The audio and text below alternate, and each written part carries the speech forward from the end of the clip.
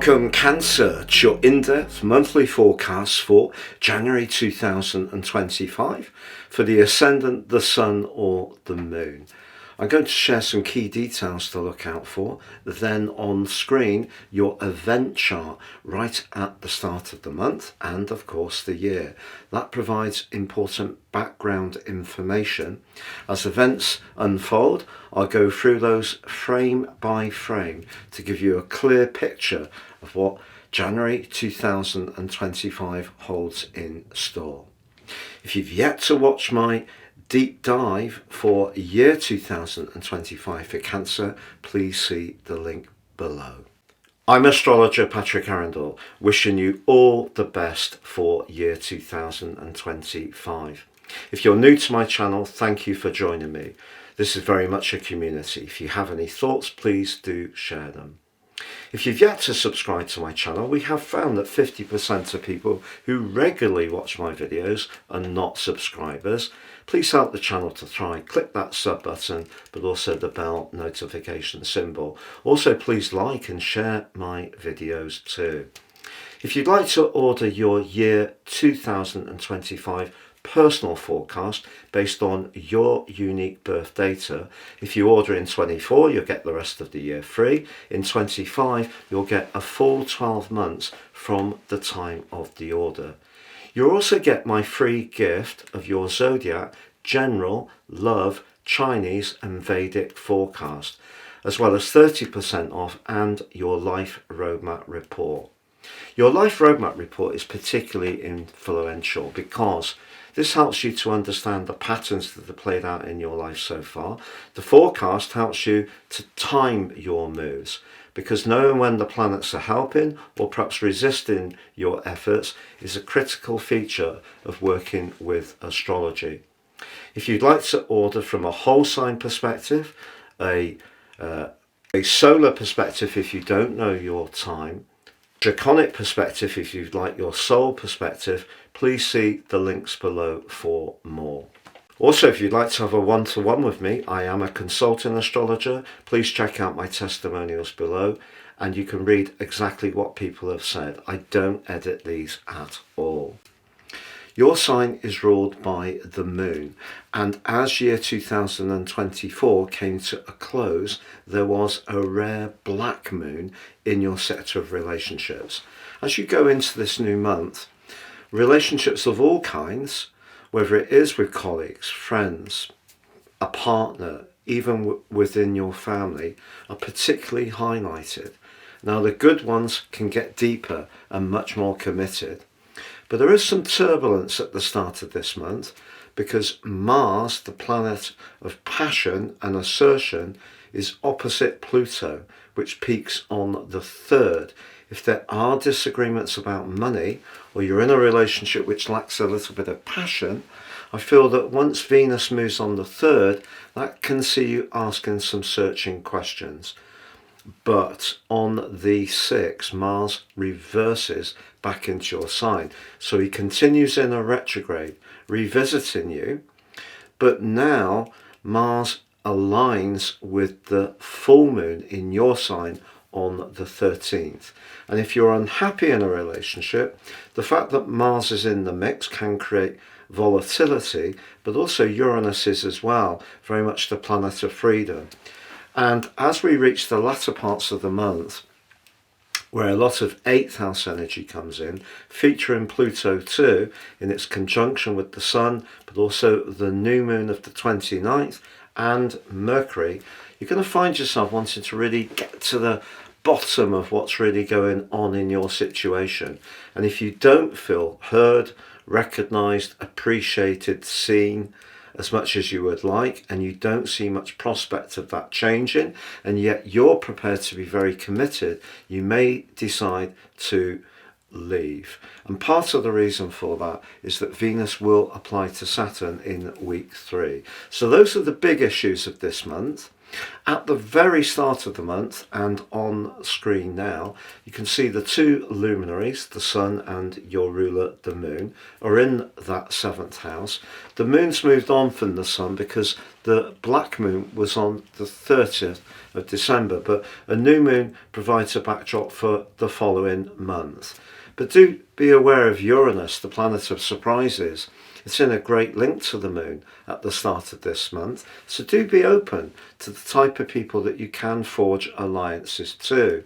Ironically, Venus, the planet of money, but also of romance, is in a very passionate part of your scope, but squaring Uranus. So if that passion isn't reciprocated, that can make you restless, particularly if a relationship is just too predictable.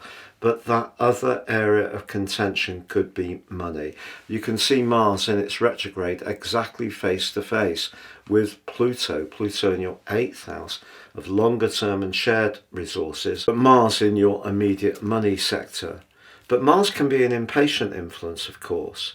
But what you do have at the start of this month is also a square between Saturn and Jupiter.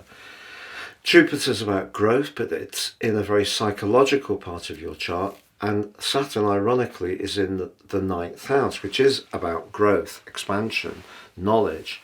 So it may be that some of the things that you're thinking about or gaining insights around may be in some ways rather painful in order to process.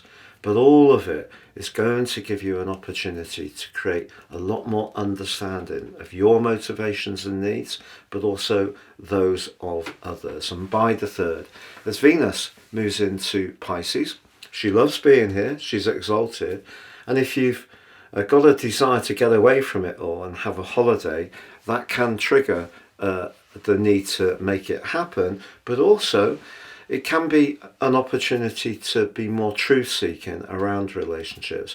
If you do travel, however, immersing yourself in wherever you find yourself staying can be particularly enriching. The 3rd, however, sees Mercury, the planet of communication and precision, end its post-retrograde shadow. If you recall, at the end of November, Mercury went retrograde in an area which is very much to do with life's details and routines.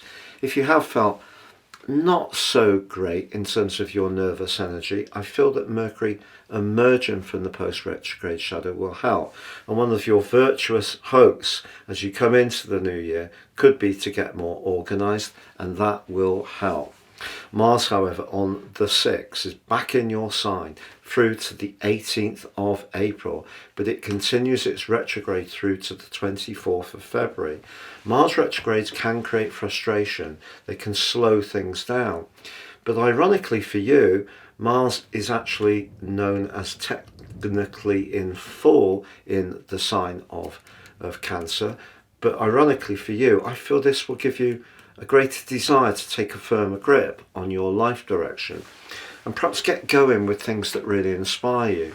If you do need to reach out to others and share the ideas you have, Mercury moving into your opposite sign on the 8th through to the 28th is going to be very helpful to you, particularly if you are a business person. But on the 11th, the nodal axis switches. This is incredibly important. The North Node, the point of destiny, which is our kind of pull, the sort of pull towards a particular mode of being collectively, but for you, it's going to really see you wanting to continue to explore throughout the year. And exploring can be in terms of travel itself, but it can also be from the comfort of our own homes, particularly through the internet. So gaining new knowledge is going to be a big theme for you throughout this year. But on the 13th, the full moon in your sign always flags up the potential if you're not especially happy in relationships.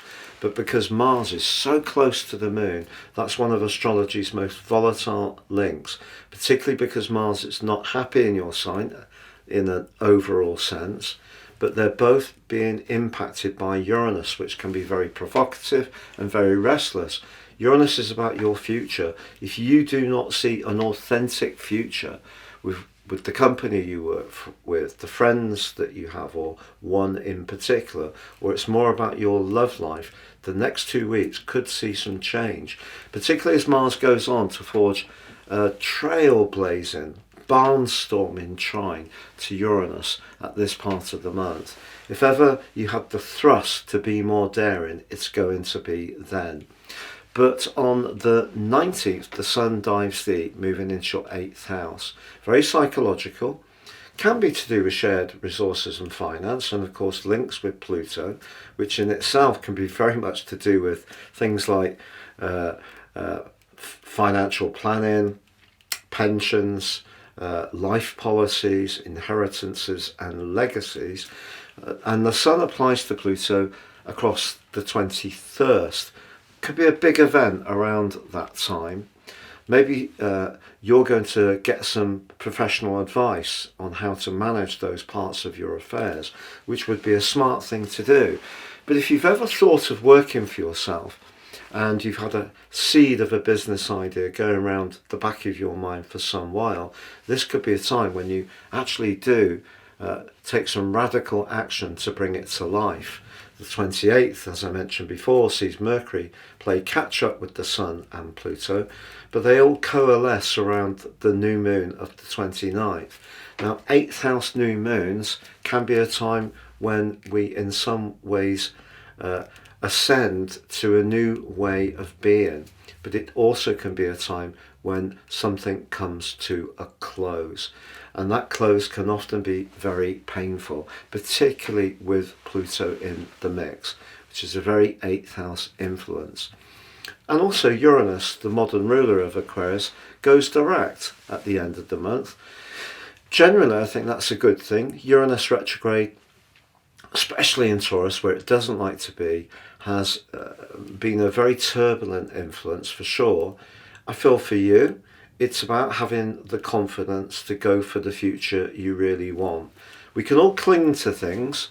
We can all be caught up in what we possess, 8th house energy, the material world, or sometimes we can just let go and have faith that life is going to transform for us and regenerate in a phoenix life-like way, something fresh and exciting for us. In fact, Mars forges a stunning angle to Neptune towards the end of this month, really encouraging you to have the confidence to follow your instincts, even if it does mean, in some ways, taking some important decisions which may not, in terms of the balance sheet, seem the most logical thing to do. As the month comes to a close, therefore, there is change in the air.